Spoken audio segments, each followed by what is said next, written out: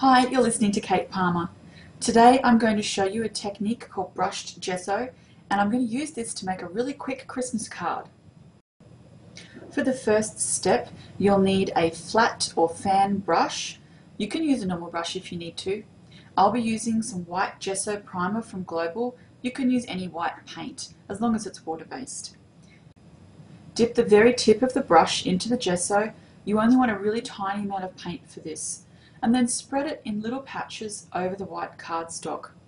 I spread mine in a cross-hatched kind of pattern, just for a little bit of extra texture. Now, less is more here, you don't want to overdo it. Leave the gesso to dry.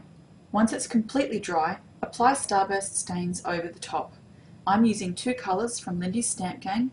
The first is Voodoo Violet Blue, which is a really strong, intense, dark colour, so I haven't used it much.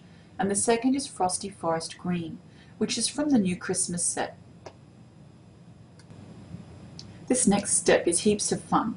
It's really random, you can never tell what it's going to turn out like. You just have to trust that it will end up looking beautiful when you're finished. Start with the darkest colour or the lightest colour, it doesn't really matter for this one. Make sure that you apply in a random fashion. To achieve a highly varied look, make sure that in some areas you rub on the Starburst stain, and in others you splatter it on. And by this I mean you've given it a really good shake so it's nice and shiny, and you squeeze the bottle as you sort of dab it onto the cardstock. This will leave a darker, shinier patch than those areas where you've just sort of rubbed it on using the dauber cap. So, time for the second colour. As you can see, I've only covered about half of the cardstock with the first colour. With the second colour, repeat that process. So in some areas, rub the dauber cap onto the card, and in other areas, dab it on and really make sure that you're getting lots of ink onto the paper there. The only thing you really have to do for this technique to work is to make sure that you haven't purposefully left any white spaces. So you need to cover every inch of that cardstock until all you can see is colour. At this point you could go back and add a little more of the first colour if you want to, but bear in mind this is so random you're really going to have difficulty predicting the finished outcome. You can see here that this is beginning to dry already. Now the beauty of this is as it dries, that white gesso makes the background really multi-tonal.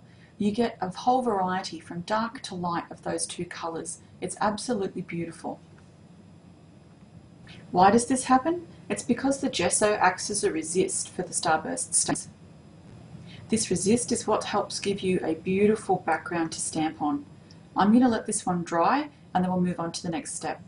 What I've got here is a Versamark watermark stamp pad, some of the beautiful Midnight Pewter Obsidian embossing powder from Lindy's Stamp Gang, the beautiful background that I've just created, and one of the stamps from Stamp It, which is one of the Christmas stamps. The first step is to ink up the stamp quite generously with the ink. Now this is clear ink. You could use a colour if you like, but there's no real point since you're going to be embossing with such a dark colour. Grab the stamp.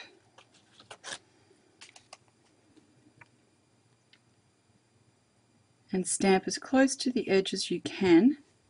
Make sure that the corners have made contact. There's nothing worse than a patchy image. Remove the stamp and apply the embossing powder.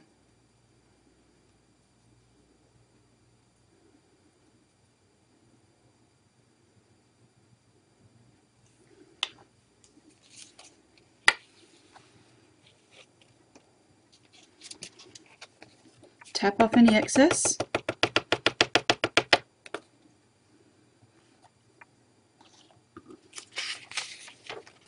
And put all that powder back into the bottle.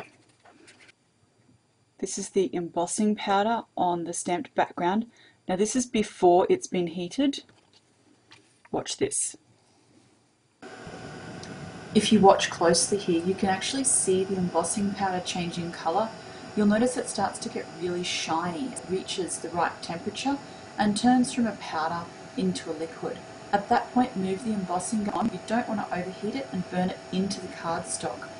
Now, I've chosen this really quick, simple card because it usually takes me months to make all of my Christmas cards, and currently that's time I just don't have. So I've chosen something that's really quick, really simple, and you could easily make 20 in a weekend. I hope you're enjoying this. I had lots of fun making these. Heat until it's nice and uniform and it's all raised. Look how beautiful that is.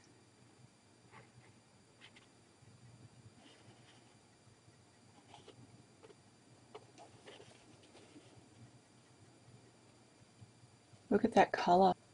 It's not a flat black like you would usually get. It's got this, I don't know, almost a pewter shimmer through it. It's really, really pretty. This is probably my favourite embossing powder that I've used so far.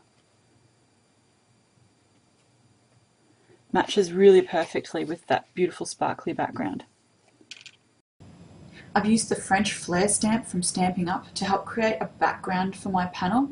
The panel is made of those individual pieces of the stamp, which I've then cut up, mounted onto red cardstock, and put on this really stark white background as a contrast.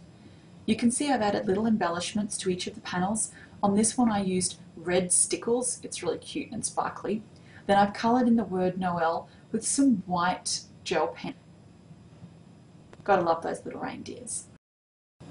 On this next panel I've simply used some water-based markers to colour in the flowers and the leaves, just to add a little bit of extra colour.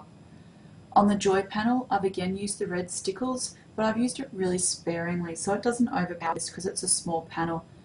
Up the top I've used some adhesive pearls and crystals. I have a little bit of a thing for these. They appear on most of my cards. I just love them. Just to add a little bit of bling to the snowflakes. So there it is, my quick and simple Christmas card. I think it's only appropriate that it uses my favourite product for this year, which is the Starburst stains from Lindy Stamp Gang. I just wanted to say a big Merry Christmas to everybody. I hope you all have a safe and happy holiday, and I'll see you again next year. Bye!